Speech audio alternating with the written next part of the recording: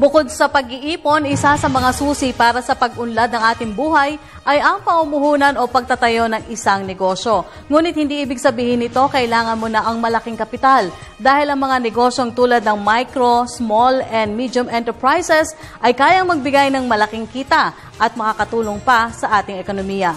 Kung paano, alamin natin sa report ni Bianca Piedad.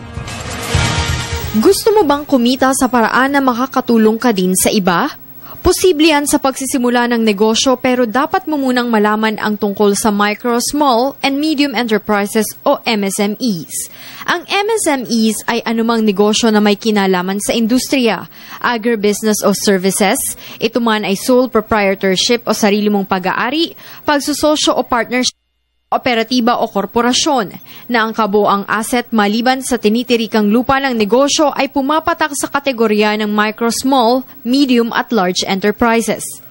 Sa definisyon ng Small and Medium Enterprise Development o SMED Council Resolution No. 1 Series of 2003, umaabot hanggang 3 milyong piso ang laki ng asset ng microenterprise. Higit naman dito ang sa small enterprise na umaabot hanggang 15 milyon, hanggang 100 milyong piso naman sa medium at mahigit pa sa 100 milyon ang sa large enterprise. Bukod sa asset, maaari din pagbatayan ang bilang ng mga empleyado para malaman kung ito ay micro, small, medium o large enterprise. Kadalasan na nasa kategorya ng micro-enterprise ang may 1 hanggang 9 na empleyado, 10 hanggang 99 sa small, 100 at hindi aabot sa 200 ang sa medium, habang higit pa sa 200 empleyado sa large enterprise. Ano nga ba ang kahalagahan ng MSMEs? Malaki ang ginagampanan ng MSME sa pagpapabuti ng ekonomiya ng bansa dahil sa kontribusyon nito sa industrialisasyon sa mga lalawigan, desentralisasyon ng mga industriya, paglikha ng trabaho, paggamit ng lokal na materyales, pagkamit sa foreign exchange resources at entrepreneurial development.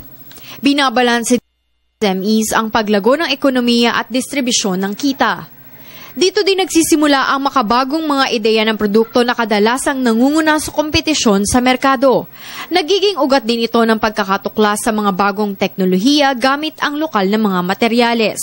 Naiaangat din ng MSMEs ang halaga ng mga produkto na pinoproseso at binibili ng malalaking kumpanya.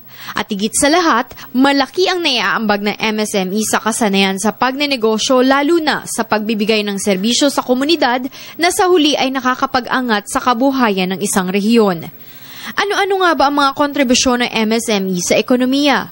At gaano kabilis ang pagkalat ng MSME sa bansa?